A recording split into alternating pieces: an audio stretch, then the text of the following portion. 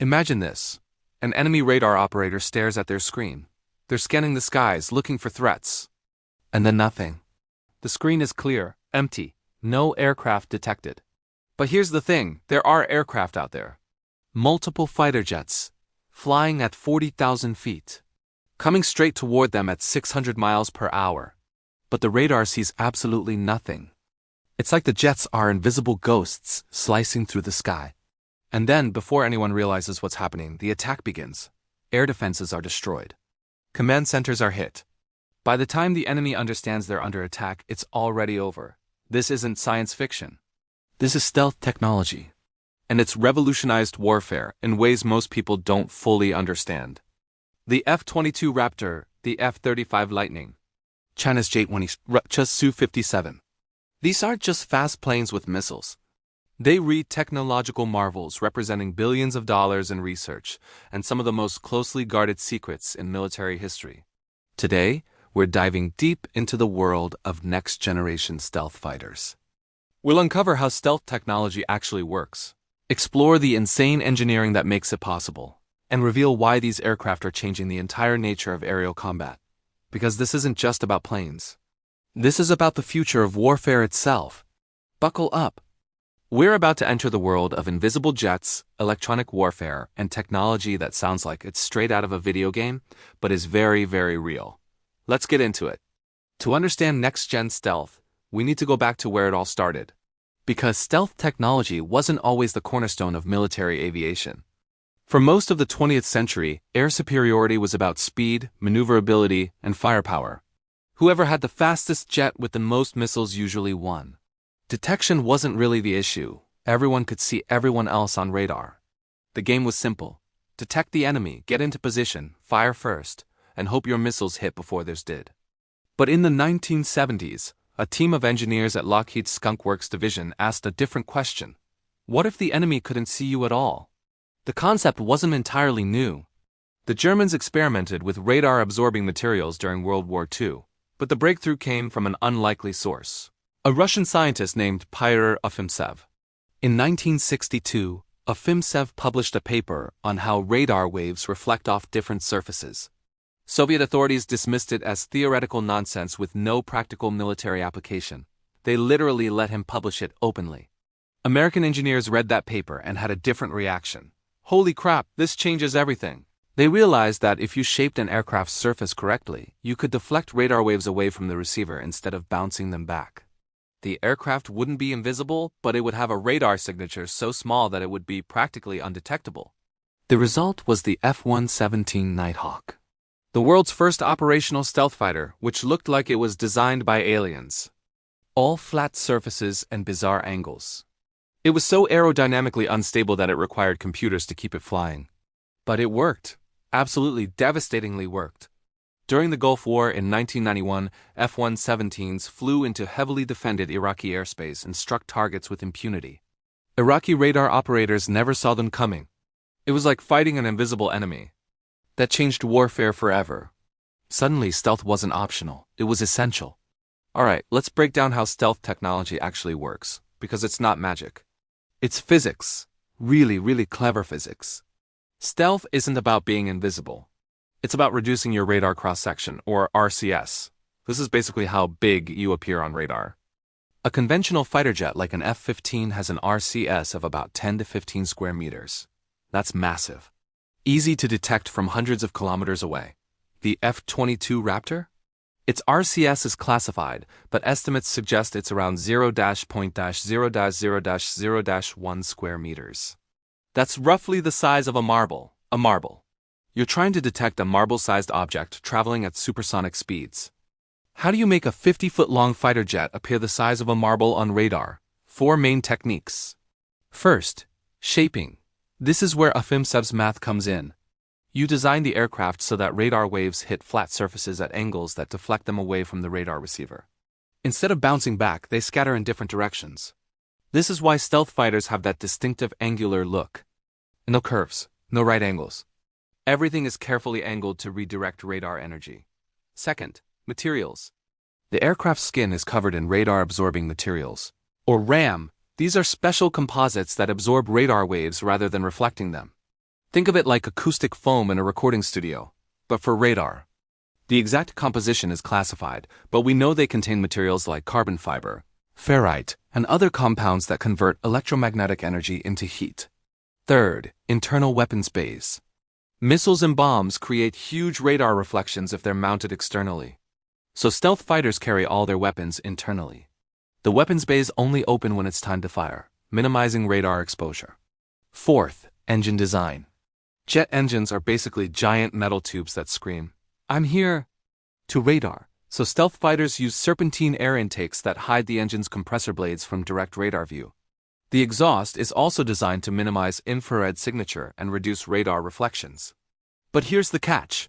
Maintaining stealth is insanely difficult and incredibly expensive.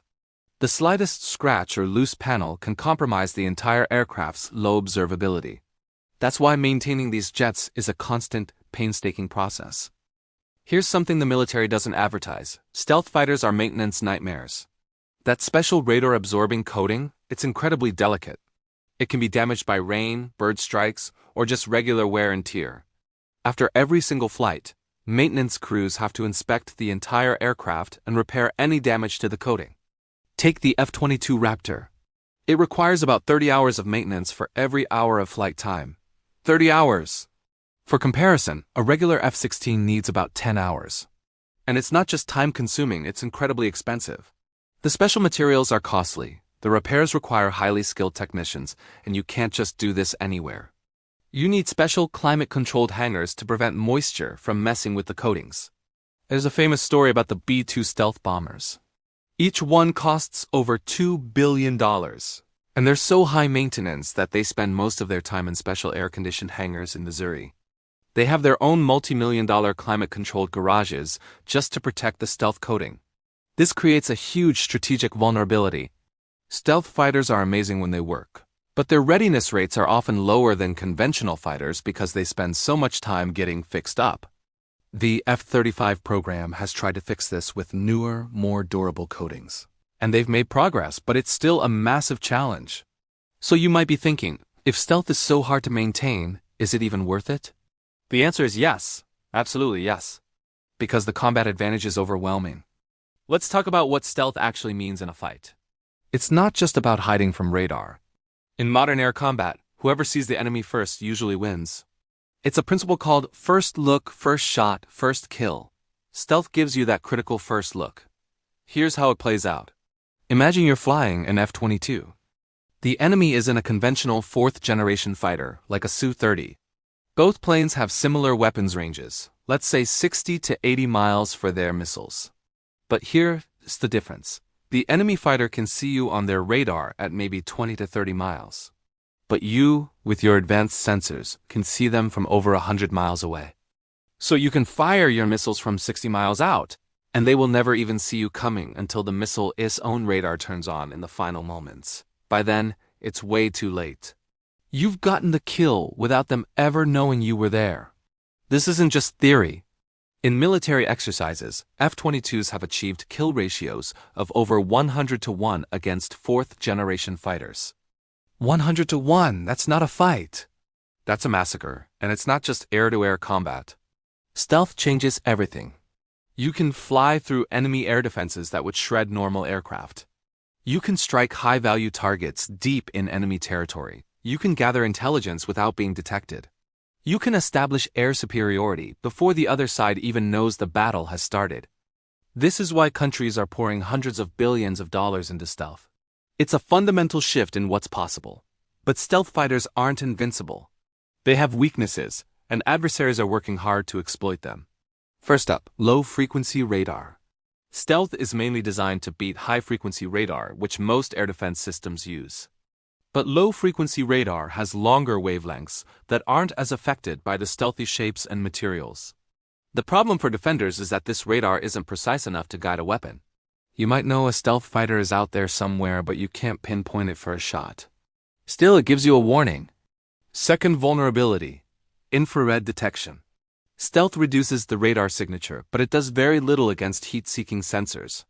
Jet engines produce enormous amounts of heat, and infrared sensors can spot that signature from surprising distances. This is why the next generation of fighters is focusing heavily on heat suppression, with special nozzles that mix hot exhaust with cool air. Third weakness: networked air defenses. One radar might not see a stealth fighter well. But what about multiple radar systems working together, sharing data, and using different frequencies? That's much harder to evade. Modern air defense systems do exactly this, combining all their sensors into a network that's much tougher for stealth to beat. And finally, there's the simple physics of it.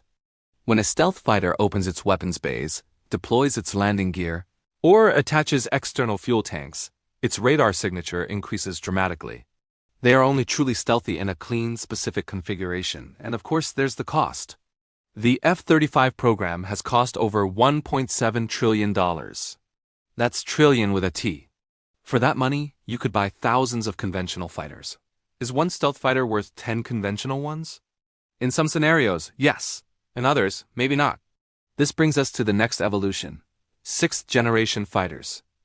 We've talked about fifth-generation stealth fighters like the F-22 and the F-35, but the next evolution is already underway. Get ready for sixth-generation fighters. These machines are set to redefine what's possible in the sky, and they're unlike anything we've seen before. What makes a sixth-gen fighter? The concept is still taking shape, but a few key features are standing out. First, they'll be optionally manned. That means they can fly with a pilot or completely on their own. Why is this a game changer? Well, human pilots are amazing, but they're also a limiting factor. A person can only withstand about 9 Gs of force before blacking out. Take the human out, and the jet can pull 15, 20, even 30 Gs. That's a level of maneuverability that would give it an insane tactical edge. Plus, no pilot means no life support, no ejection seat, no heavy cockpit canopy. The aircraft becomes lighter, nimbler, and less complex. The U.S. Air Force's Next Generation Air Dominance program is already exploring this. They imagine a single-manned fighter acting as a quarterback, commanding a team of unmanned loyal wingman drones. The human provides the strategy, while the drones act as expendable sensors and weapons platforms. Second, think advanced AI and sensor fusion. Sixth-gen jets will have artificial intelligence that can process enormous amounts of data in a split second. It could track hundreds of targets, predict their next moves, coordinate with friendly forces, and suggest the best tactics, all in real time. It's like having the world's best co-pilot, but one that's a supercomputer. Third is adaptive stealth. Instead of just having a fixed, stealthy shape, these fighters might use active systems to change their radar signature on the fly. It's like having noise-canceling headphones, but for radar waves. This would allow them to become virtually invisible to specific threats as the situation changes. Fourth on the list: directed energy weapons. Yes, we are talking about lasers. High-powered lasers that could zap incoming missiles out of the sky, disable enemy aircraft, or even take out satellites in orbit. This isn't science fiction anymore. Prototypes are already being tested. And finally, hypersonic capability. The ability to fly at over 5 times the speed of sound. At those speeds, traditional defenses are almost useless. Missiles can't catch you, and radar barely has time to get a lock. The US, China, and Russia are all in a race to master hypersonic tech, and it's a key goal for the next generation of fighters. So when can we expect to see these incredible machines? A target is the early 2030s, just a decade away. But here's a twist: they might be obsolete before they even fly. Let me paint you a different picture of future air combat. Instead of sending one $300 million fighter jet into hostile territory, what if you sent 1,000 drones? Let's say each drone costs $100,000. The total cost is $100 million, which is still cheaper than a single F-35. These drones swarm the enemy's air defenses. Some are decoys, some have sensors, some are armed. They communicate with each other, adapting to threats instantly. The enemy starts firing expensive multi-million-dollar missiles to shoot them down. Great, they just spent millions to destroy a $100,000 drone. The economics are a nightmare for them. They'll run out of missiles long before you run out of drones. While the defenses are busy, the swarm identifies all the important targets: radars, command posts, missile launchers. They relay that data back to manned aircraft or long-range missiles waiting safely outside the danger zone. Then, boom, precision strikes take out the high-value targets. This isn't some far-off fantasy. This is happening now. We've seen drone swarms used effectively by Turkey in Syria and Libya and by Azerbaijan against Armenia. Ukraine is using them extensively against Russia. And these are the early versions. Imagine what's coming with next-gen AI and true swarm intelligence. This raises a huge question. Why spend hundreds of billions on manned stealth fighters when drone swarms might be cheaper and more effective? The truth is, there's probably a role for both. Manned jets offer flexibility and the irreplaceable value of human judgment in chaotic situations. But the balance is shifting, and it's shifting fast. The future of air power is going to be a fascinating and perhaps terrifying thing to watch unfold. Let's zoom out and look at the bigger picture, because next-generation stealth isn't just about technology. It's about global power. The United States has led the world in stealth for decades. The F-117, B-2, F-22, F-35, all American innovations. This technological edge has been a cornerstone of U.S. military dominance since the Cold War. But that monopoly is ending. China's J-20 is a genuine fifth-generation stealth fighter. By most assessments, it's not quite as advanced as the F-22 or F-35, but it's close, and China is producing them rapidly. They've already built over 200. They're also developing the J-31, a smaller stealth fighter for carrier operations and export, and they're working on sixth-generation concepts that might debut in the 2030s. Russia has the Su-57, though its production has been plagued by technical problems and limited funding. Still, it represents a serious attempt to match Western stealth capability. And other countries are getting into the game too. South Korea is developing the KF-21. Turkey is working on the TFX. Japan has the FX program. India has its advanced medium combat aircraft. Stealth technology is proliferating. As it does, the US advantage erodes. This creates a security dilemma. If everyone has stealth fighters, does stealth even matter anymore? We might end up back where we started, where everyone can see everyone, and air combat becomes about speed and firepower again. Or we enter a new phase where air defenses evolve to counter stealth, leading to an endless technological arms race. Either way, countries are spending hundreds of billions on this technology because air superiority remains the foundation of modern military power. Control the skies, you control the battlefield. Lose the skies, and you lose the war. Alright, let's bring this all together. Next-generation stealth fighters represent some of the most advanced technology humans have ever created. They're marvels of physics, engineering, and materials science. They can fly invisible to radar, strike targets with incredible precision, and dominate the skies in ways that were impossible just 30 years ago. But they're also insanely expensive, difficult to maintain, and vulnerable to emerging detection technologies. They're pushing the limits of what's possible with manned aircraft, which is why the future might belong to optionally manned or fully autonomous systems. Sixth-generation fighters will take stealth even further with adaptive signatures, AI-driven decision-making, directed energy weapons, and possibly hypersonic speeds.